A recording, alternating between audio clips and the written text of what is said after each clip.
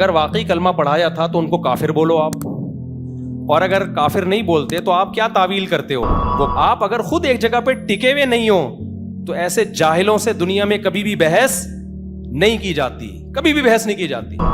وہ بڑی ہی تو یہ دعوے پہ ٹکتا نہیں ہے، اس کا سب سے بڑا فالٹ پتہ ہے کیا ہے؟ تبھی یہ سامنے بیٹھنے سے بھاگتا ہے۔ کیوں؟ سامنے جب بیٹھے گا نا تو جس نے اس کو ٹکانا ہوگا وہ اپنی بات ریپیٹ کرتا رہے گا کہ سر یہ میرے سوال کا جواب تو نہیں ہوا، سر یہ میرے سوال کا جواب تو نہیں ہوا، سر یہ میری ڈھیٹ نسل ہے یار، یہ کیا ہے، یہ بہت ہی کوئی ڈھیٹ نسل ہے، اس کے فینز بھی اور یہ خود تو ہے ہی بہت ہی کوئی ڈھیٹ نسل اللہ نے پیدا کی ہے۔ بھائی تم مہند المفند کا مقابلہ نہیں کر سکتے، جب میں بتاؤں گا تو آپ کو پتہ چلے گا علماء دیوبند کے بڑے ہی خاندانی عقائد ہیں، بڑے ہی خاندانی۔ تو ایسے ہی اگر اسلام کے مطابق طلاق نہیں ہو رہی ہے اور آپ نے کہہ دیا کہ ہو گئی ہے، اس کا مطلب جب کسی اور مرد سے نکاح کرے گی وہ زنا کہلائے گا کہ نہیں کہلائے گا؟ آپ عورتوں کے لیے زنا کے اڈے کھول دیے اور آپ کہتے چھوٹے چھوٹے مسائل ہیں۔ جب میں بتاؤں گا تو آپ کو پتہ چلے گا علماء دیوبند کے بڑے ہی خاندانی عقائد ہیں، بڑے ہی خاندانی۔ تو ایسے ہی تھوڑی پوری دنیا میں اللہ نے علماء دیوبند سے کام لیا ہے، پوری دنیا میں تم جہاں جاؤ گے نا علماء دیوبند کے مدارس نظر آئیں گے تمہیں، پوری دنیا میں۔ ساؤتھ افریقہ میں دنادن بھرے ہوئے ہیں، آسٹریلیا میں بھرے ہوئے ہیں۔ 2 دن پہلے آپ کے خلاف علماء دیوبند کے عقائد و حضرت معاویہ کے دفاع کے بارے میں کلپ آئے، لوگ اس سے متاثر ہیں، بہت سے اس کا جواب ریکارڈ کروائیں، جزاک اللہ۔ انجینئر صاحب بہت ہوشیار، بہت شرارتی آدمی ہیں۔ ابھی میں نے عدالتی خلا پہ نا انجینئر صاحب کا منجن 2 چیزوں کا بکتا ہے، ایک منجن بکتا ہے چشتی رسول اللہ، اشرف علی رسول اللہ، صحیح ہے نا؟ حالانکہ علماء اس کا بھی جواب دے چکے ہیں کہ اگر واقعی کلمہ پڑھایا تھا تو ان کو کافر بولو آپ، اور اگر کافر نہیں بولتے تو آپ کیا تعویل کرتے ہو وہ بتا دو آپ۔ سمجھ میں آ رہی ہے بات؟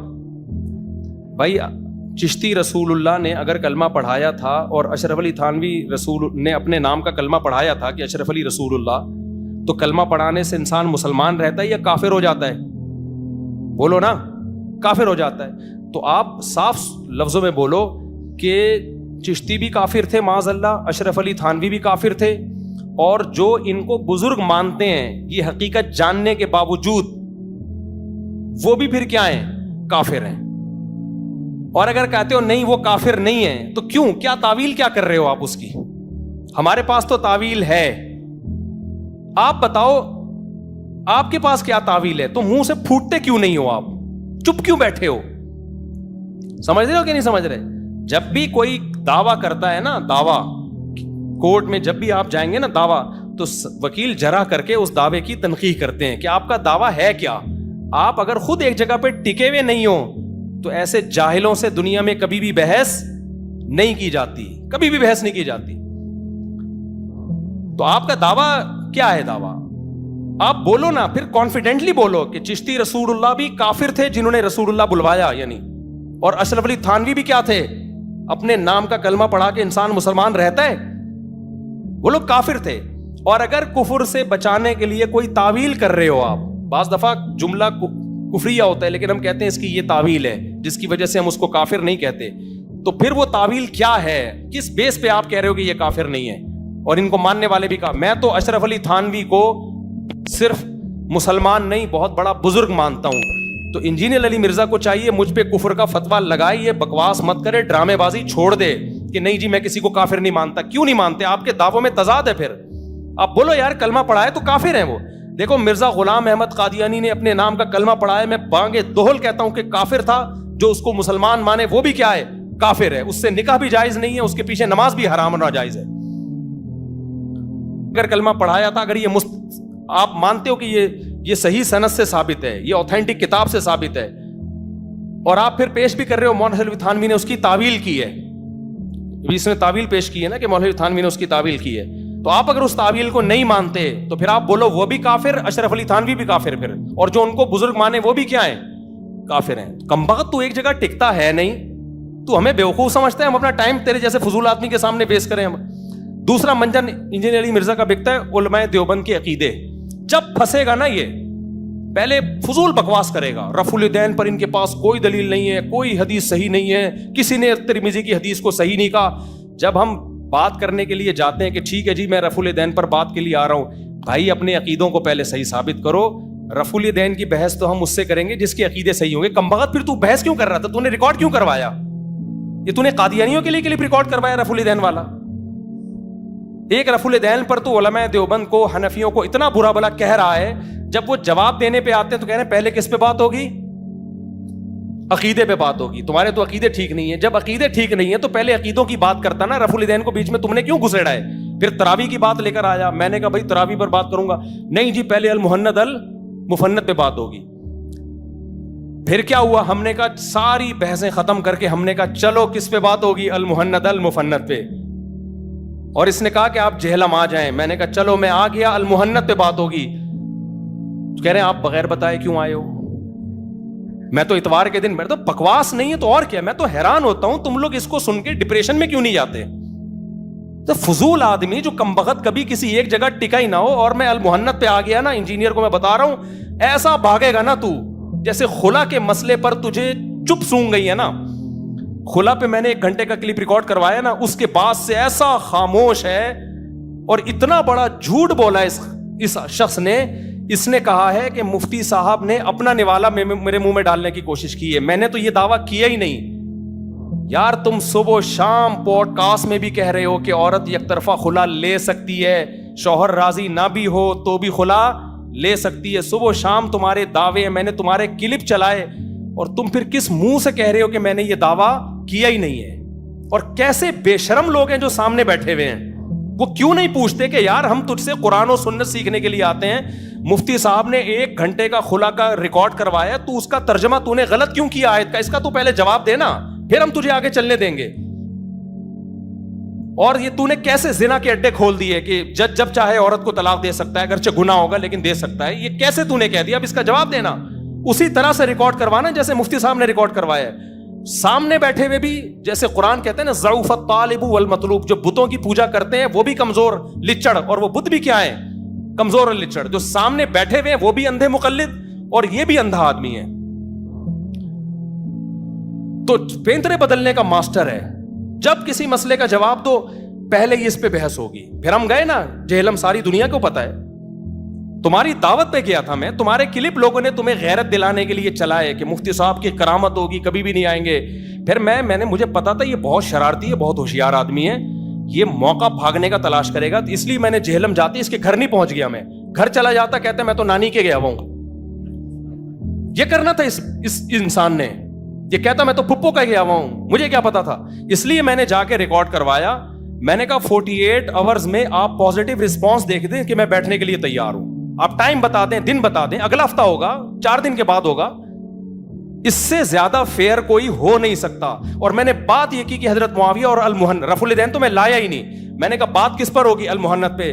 خدا کی قسم جس میں کانفیڈنس ہوتا ہے نا اپنے عقیدوں کے صحیح ہونے کا، وہ اس طرح ببانگے دہل جاتا ہے، کھلے عام ویڈیو ریکارڈ کروا کے چینل پہ ڈالتا ہے، 48 گھنٹے کا ٹائم دیتا ہے، بھاگنے کے راستے روک دیتا ہے، پورا آپ کو حق دیتا ہے آپ ہی کے شہر میں جا کے. اور جس کے دل میں کالا ہوتا ہے، جس کے دل میں چور ہوتا ہے، جس نے سوائے فضول باتوں کے کچھ بھی نہیں کرنا، وہ بھاگتا ہے ایسے موقع پہ.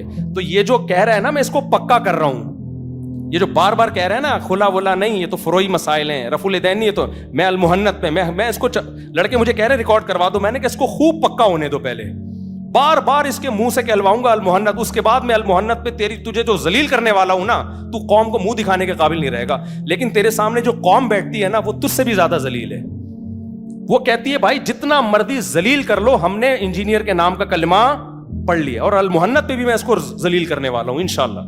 المحند پہ تو ہم جب گئے تھے نا جہلم، تو پورا رجسٹر ہمارا تیار تھا، پورے اس کے کلپ نکال کے رکھے ہوئے تھے، پورے عقائد پر جو بھی دلائل ہیں سارے وہ تو ہمیں تیاری کرنے کی ضرورت ہی نہیں ہے. اس پہ تو میں ٹھک ٹھک اس کی کلپ چلاؤں گا اور دلائل پیش کروں گا، یہ بھاگنے کے قابل نہیں رہے گا. لیکن خلا والے مسئلے پر ہمیں اندازہ ہو گیا کہ اس کے جو فینز ہیں نا وہ انتہائی درجے کے ڈھیٹ ہیں، انتہائی درجے کے ڈھیٹ ہیں. وہ پیچھے ہٹنے کے لیے تیار نہیں ہے. یہ خلا کا مسئلہ جو تم ہے، کوئی فروئی مسئلہ تھا یہ چھوٹا سا؟ زنا کا مسئلہ ہے بھائی. اگر اسلام کے مطابق طلاق نہیں ہو رہی ہے اور آپ نے کہہ دیا کہ ہو گئی ہے، اس کا مطلب جب کسی اور مرد سے نکاح کرے گی وہ زنا کہلائے گا کہ نہیں کہلائے گا؟ آپ عورتوں کے لیے زنا کے اڈے کھول دیے اور آپ کہتے چھوٹے چھوٹے مسائل ہیں. چھوٹے چھوٹے مسائل ہیں یار. اور کمال دیکھو, یہ سمجھتے ہیں ہم گھننے ہیں, ہم تو دیکھ ہی نہیں رہے. آفیشیل چینل سے ریکارڈ نہیں کروا رہا خلا پہ ریپلائی. پیچھے ایک بندہ بٹھایا ہوا ہے, کیمرے سے میری ویڈیو بنا جیسے میں نارملی ایک بات کر رہا ہوں نا, ٹھیک ہے نا, کہ میں نے تو خلا پہ یہ کہا ہی نہیں ہے. اس کا ایک فین کا ویڈیو کلپ آیا تھا میرے خلا والے مسئلے سے پہلے, اور کہا تھا کہ دیکھیں مفتی صاحب ابھی کیا بات کرتے ہیں قرآن و حدیث کے ریفرنس کے ساتھ, دیکھتے ہیں تاکہ ہمیں بھی تو پتہ چلے قرآن و حدیث کیا ہے, کاش پہلے کر لیتے. تو پھر جب میرا کلپ آیا ہے نا تو میں نے کہا دیکھیں یہ جواب میں کہ کوئی پی گیا بیٹھا ہوا. کل آیا پرسوں کوئی کلپ اور کہا مفتی صاحب کو چاہیے انجینئر سے معافی مانگے. مجھے اندازہ ہوا, میں نے کہا یہ بڑی ڈھیٹ نسل ہے یار, یہ کیا ہے, یہ بہت ہی کوئی ڈھیٹ نسل ہے, اس کے فینز بھی اور یہ خود تو ہے ہی, بہت ہی کوئی ڈھیٹ نسل اللہ نے پیدا کی ہے. بھائی تم مہند المفند کا مقابلہ نہیں کر سکتے.